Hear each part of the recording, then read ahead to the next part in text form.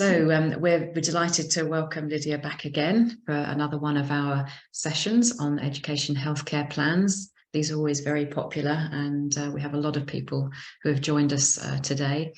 So thank you very much, Lydia, for agreeing to do this again. We know how useful these webinars are for people. So I will hand over to you to do a quick intro. Oh, thank you, Sally. It's always fun doing these, and it's lovely that there's so many people signed up. That's great. So my name is Lydia Dunford. I'm an associate solicitor at Boys Turner in the education team.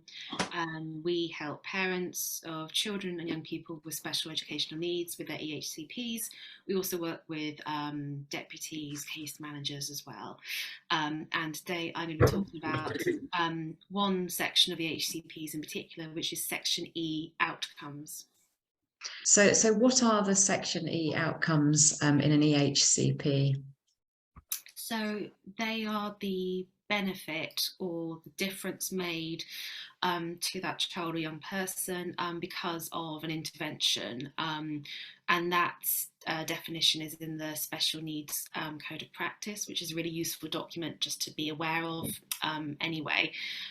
So Section F, that sets out the provision, the intervention for the child or young person, and the aim of that provision is what will be in Section E, the outcome. So what are you hoping they will achieve from having had that Section F provision? And these Section E outcomes, they are divided into short and long terms. The latter is usually one that will last until the end of the academic year or end of the key stage or the end of that next stage of education. It really depends on the particular sort of needs of the child or young person as to where those outcomes sort of sit in terms of timings. And what areas of need must the outcomes address? So they have to cover all of the needs of that child or young person in their EHCP. And then to break that down even more, you look at what should be in an EHCP plan in terms of the categories of need, which is cognition and learning, communication and interaction, social, emotional and mental health, and sensory and physical. You may, you will also have ones for preparing for adulthood when you get past year 9. So in year 9 annual reviews of EHCPs, outcomes also need to be making sure they address the sort of stages for the young person as they go into adulthood. And they have to cover all areas of need. You want it so that they are roughly spread out across all areas of need, because there's area of needs there for a reason. Some needs may be more severe than others, so the outcomes might reflect that there may be more for some area of need than another, and that's fine, but you need all needs to be addressed and covered, and therefore it kind of works backwards. So as long as you've got all your needs clear in Section B, you've then got provision that meets those needs and is clear in Section F. Your Section E outcomes, they need to make sure that they address the provisions in Section F, that those provisions will achieve those outcomes of whatever timescales have been set. So yeah, it's important that they're all considered as, you know, thoroughly when you're looking at an EHCP. And how detailed do outcomes need to be? So I kind of sort of touched upon that just now. Actually, they do have to be pretty detailed, and this is something that we often come across as being an area that takes a bit of time to get them right in EHCPs, or we see draft EHCPs where the outcomes are quite vague. There is a sort of an acronym for how detailed they should be and what they should include. So it's SMART, S-M-A-R-T, and that breaks down to specific, measurable, achievable, realistic, and time-bound. And this is in the Code of Practice. It's a really useful way to look at outcomes and to check to make sure that they are firstly not provision as well.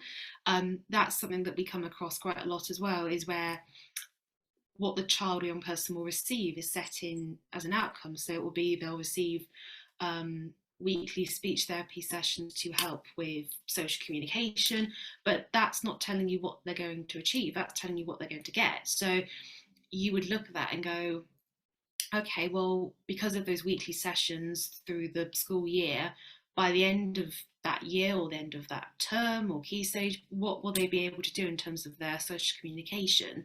That's what you need to know. And quite often, Section E doesn't have that to start with, or doesn't have it as clearly as it really needs to be.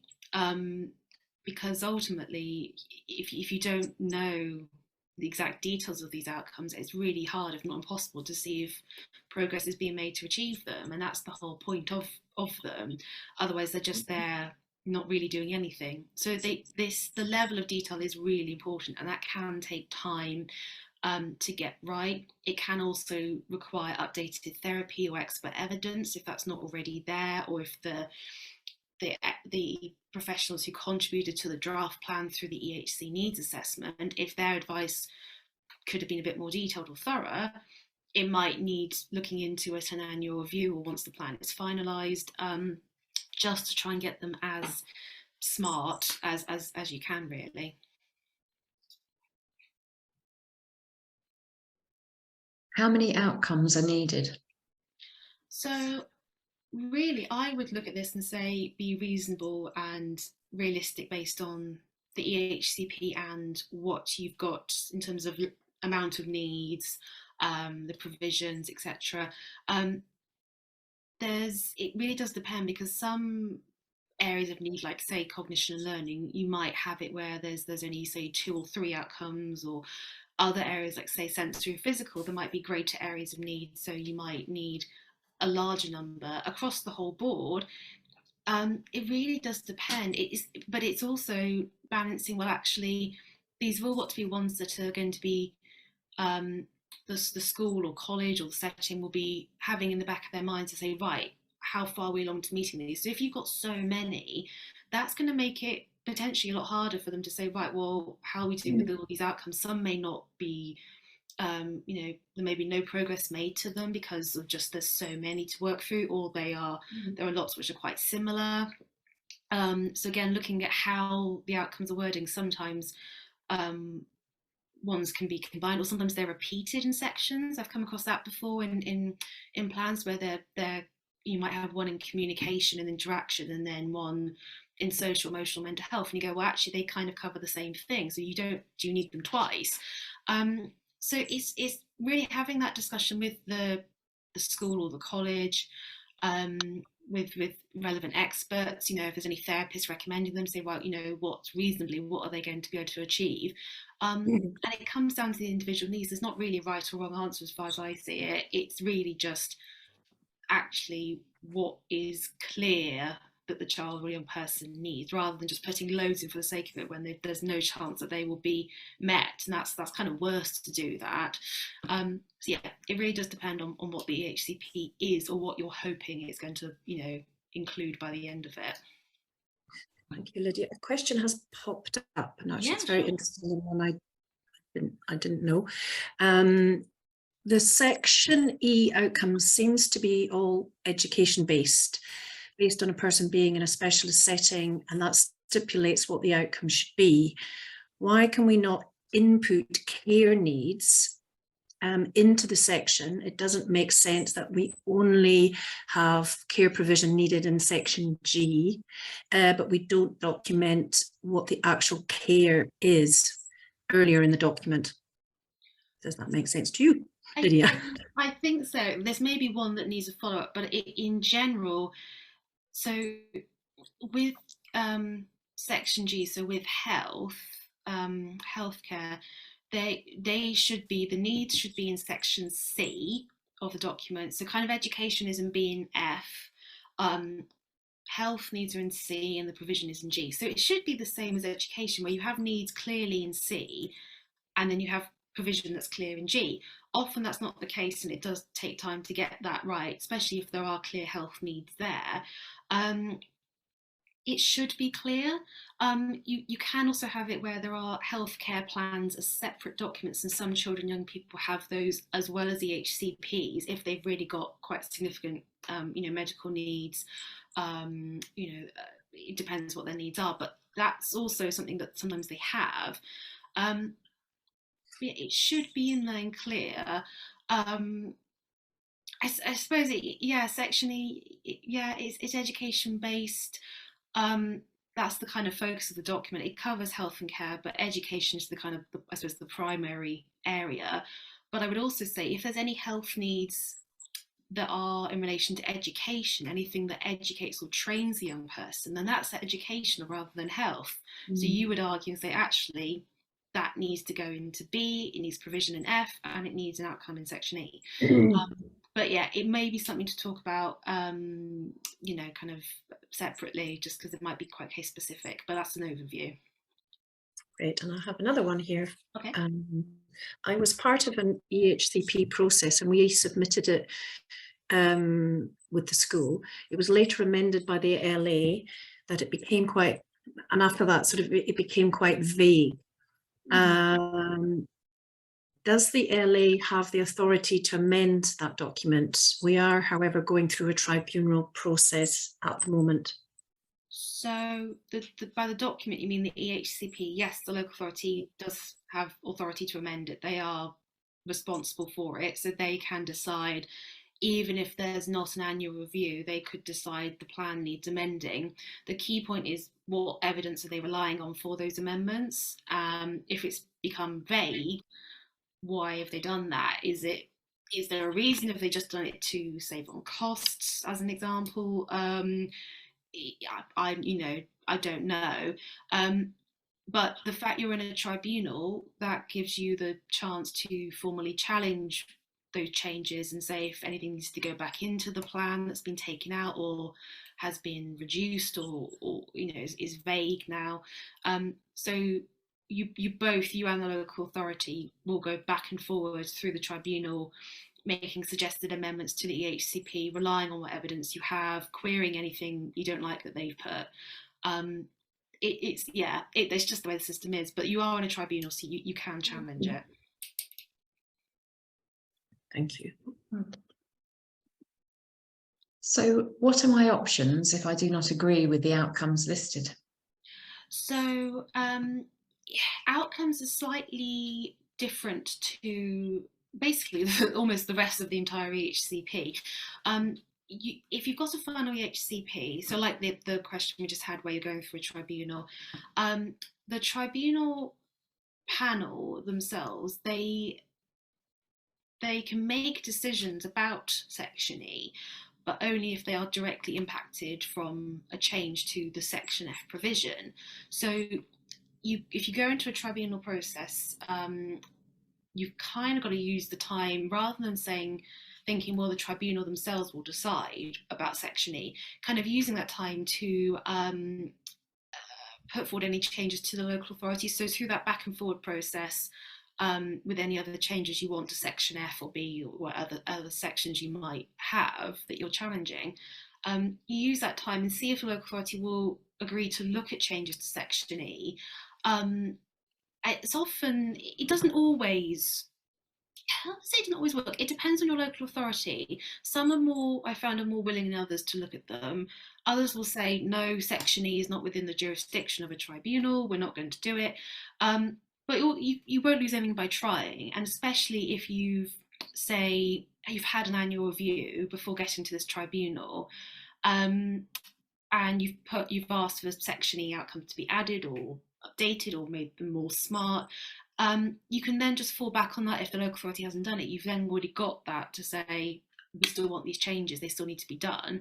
It may be something that updated evidence you get might help. You may have experts who say, I recommend these outcomes are included because I recommend in this provision. So use the tribunal process to try and work with the local authority to get those changes made.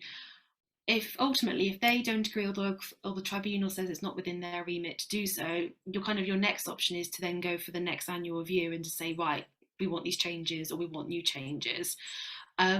It's a bit of I think it would make sense if outcomes could be included as part of an appeal, because they are directly impacted by Section F, in my opinion, because that's what you have the provision with the aim that they'll meet the outcomes in Section E. So quite often Section F provision changes a lot during appeals, and you can have provision added, you can have provision taken away.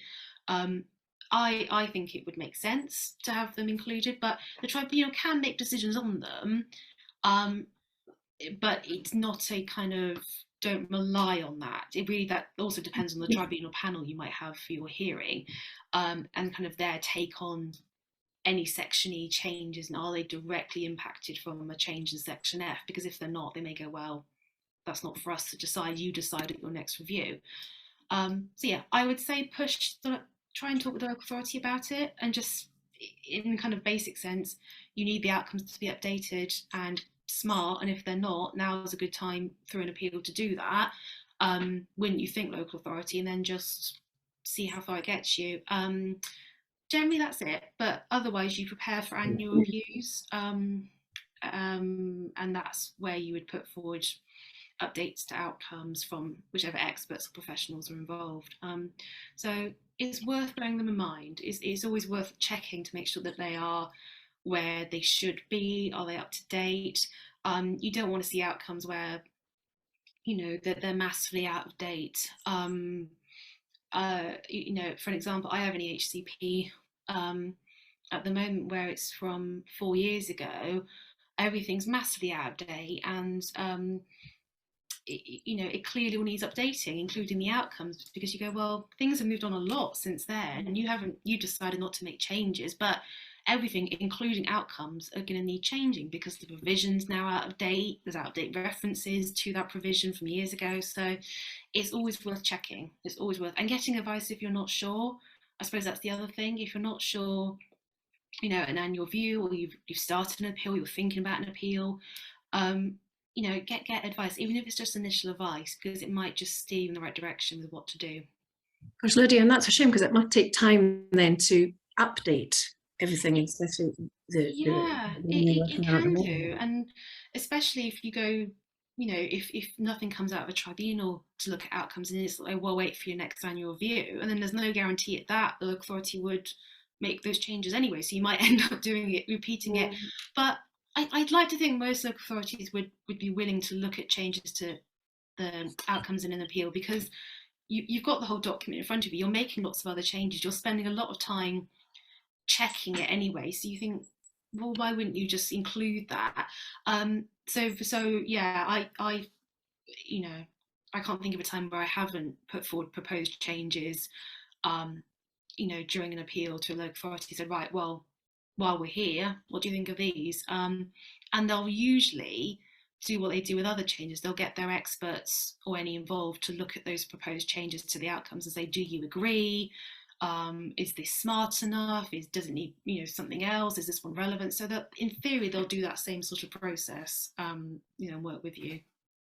Lydia, there's a very interesting comment here regarding local authorities.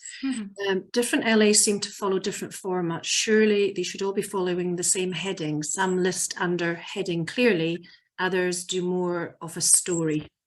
That's a really interesting one, because at the moment there isn't a standard template for EHCPs at all. So yes, every local authority will have something slightly different, and some are take more time to get your head around than others, and some have the letters aren't even in alphabetical order, and you just think, why would you not at least do that? Make it kind of easier just to kind of read. No, I've had it where placements on the first page, your section I is on page 1. I think, why is it there? It's I. Complicated enough process for families to go through. I think some of them, they look, you know, you get a lot of ones where like there's tables and there's different colours and this and that, and you think, like, okay, but so it can be difficult to navigate through them sometimes. But there was the whether people are aware, there's currently a big review of SEN, sort of just you know, as a whole, and part of that review in this green paper that's kind of there at the moment is looking at whether EHCPs should be standardised in terms of their format. And I think a lot of people are saying yes, please. So that hopefully will be something that happens. Then they'll just have the same template across all authorities to use. Because I think something something that schools have commented on to say it's really difficult, because if you have children from different authorities with different EHCPs, you've then got different types of documents to try and navigate and work out, like, what do we need to know in these. But if they all read the same in terms of format, that would make things a lot easier. So we'll see what happens with that. Seems like a logical step. Well, I mean, yeah, because it's very clear what sections should be in it. But then even that, you get ones where local authorities will add extra sections. I've seen a section L, and there's no need for a section L, and they move them all around. So I think having a standard template would be really just make things much simpler.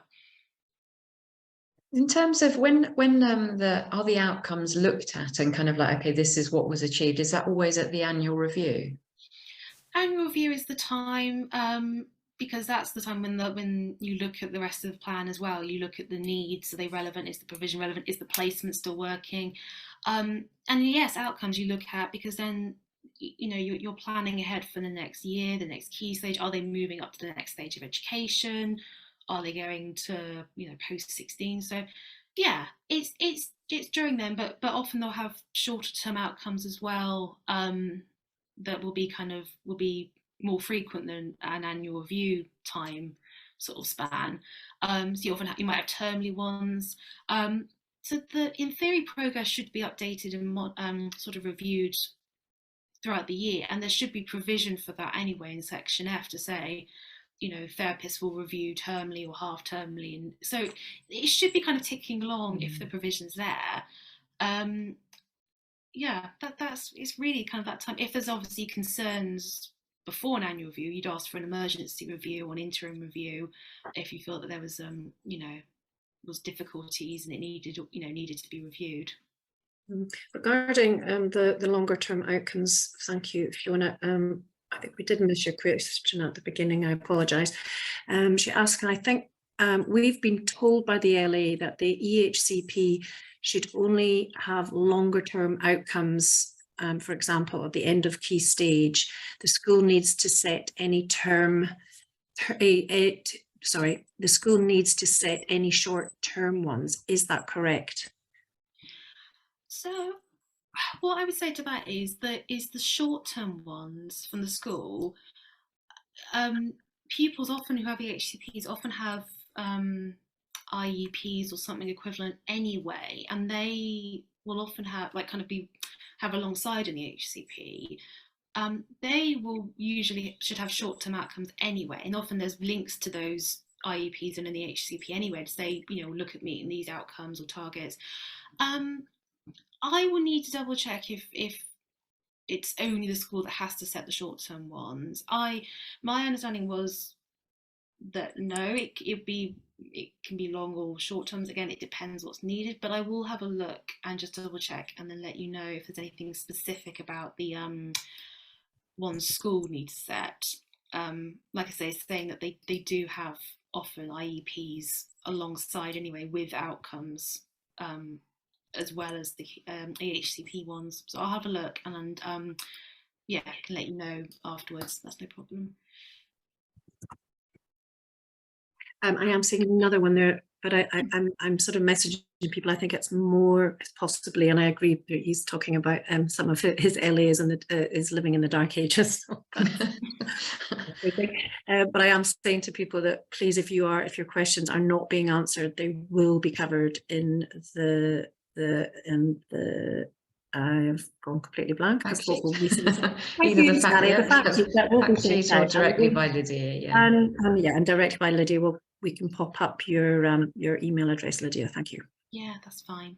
Absolutely. So, do we have any other questions in the chat you want to go through?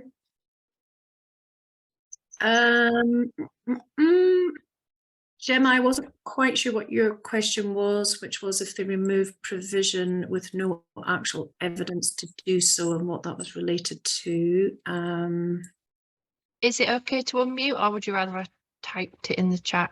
Is that all right? Fine. You can unmute. Right? You'll be in the recording, so yeah, but that's fine. Yeah, no, I wasn't aware if it was okay. So the situation we've got is we've got OT, SALT, mental health professionals who have submitted their reports they're delivering previously tribunal ordered provision, and then they provided reports for the annual review, said that provision needed to stay and the provision needed to be increased, but the local authority removing it and going straight back to what their offer was pre-tribunal in the first place, i.e. the NHS offer. We're a EOTAS, it makes it a lot more confusing. Right, yeah.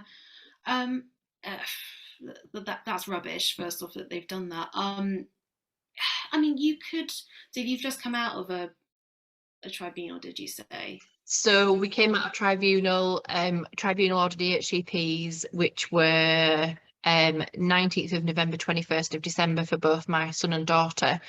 We've had to go to judicial review for failure to actually provide the provision in the first place.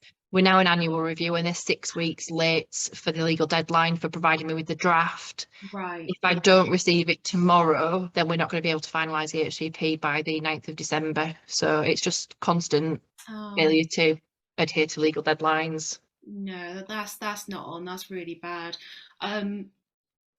Honestly, I would say that you've already done judicial review. I mean, it's something where you could get advice on in terms of whether a complaint might be good, whether just something like a letter from a solicitor might just help push things along. But that really is rubbish that you've gone through that and you had the order, and then unfortunately local authorities sometimes just don't provide the provision for whatever reason. So that's why judicial review is there. Annual review delays, I've had it where they are delayed and they might blame, say, staff shortages or what have you.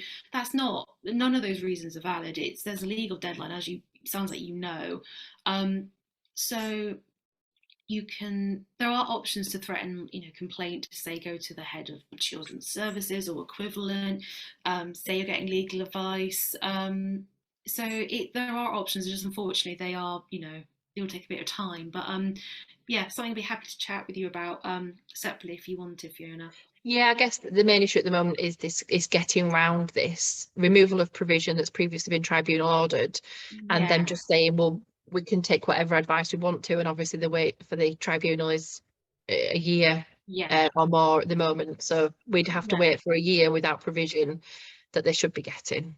No, that's rubbish. I mean, that might just need something like a really stern letter to them to say, are you seriously, is this what you're going to do? If they've got updated evidence that is genuine and valid, okay, that can be considered, and then you might need to get counter evidence. But if they haven't done that, it's really a case of saying, well, if there's no other reason for why this should be removed, are you doing it to save money? Are you doing, which is not a reason to do it. So it may need something from something legal just to see what happens. But yeah, I'm happy to chat afterwards if you want to.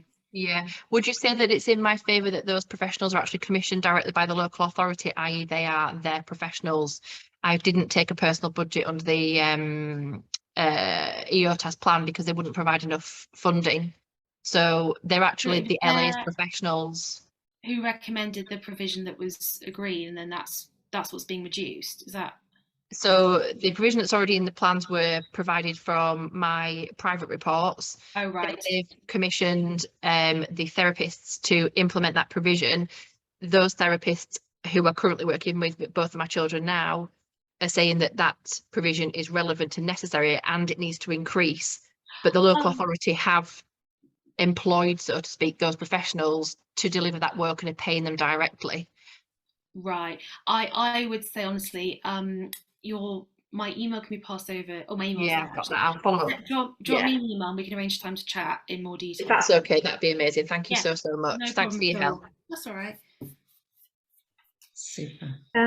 Lydia, do you just have one more question? Yeah, go for it. Yeah. Can school rely upon private therapy provision as opposed to statutory provision? I'm not sure what you mean in terms of rely. Do you mean in terms of them delivering it or them providing the evidence? But Sorry, then Lydia, that was my question. Can I just be a bit clearer? Sorry, it's Pam. hi. So I'm case manager. I've got a client who's in the middle of an EHCP review, Yeah. but all the therapy is provided by private therapists that parents pay for. Yeah. And when we've challenged that, the school have said we would never have accepted them to senior school if we'd have known we'd have had to have put in therapy provision. And we've hit a bit of an impasse with that. So the issue is with the private therapists delivering it rather than statutory. That's the problem. Yes. So the issue is, I think, trying to amend, so the EHCP is 4 years out of date, so we need to review it.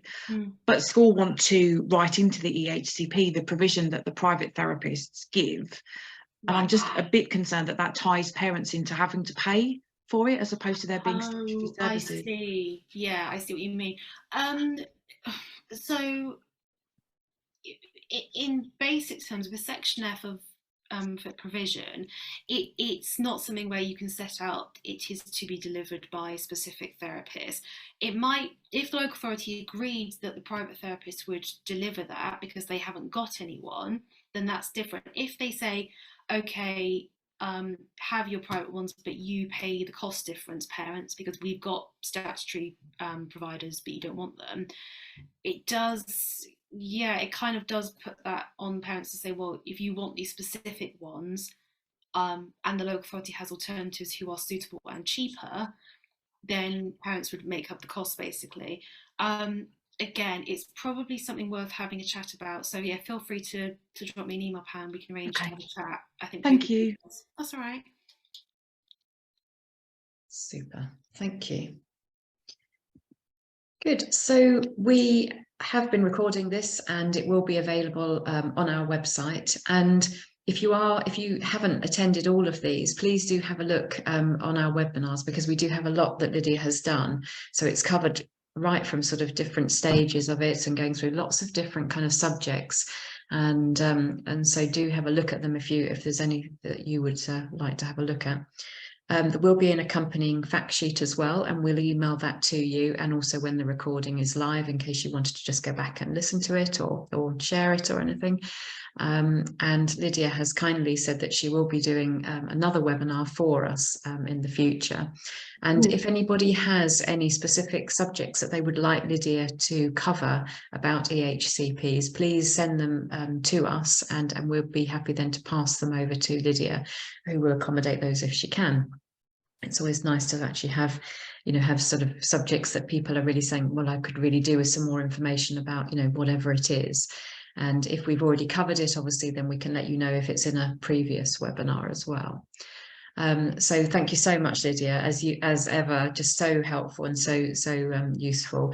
And I always want to sort of almost apologise on behalf of the sort of like the parents and everyone who have to go through all of these kind of like have to have so much information to do this just to be able to support their children. It just doesn't seem right somehow, but your help and your guidance is I'm sure very, very useful for them.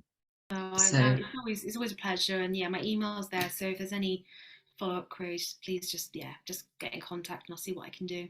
Lovely, thank you. And as I say, we will be emailing everybody the fact sheet as well, so that will have all of the details in there. And super, so thank you very much for joining us, everybody, and we look forward to hopefully seeing you at a future event.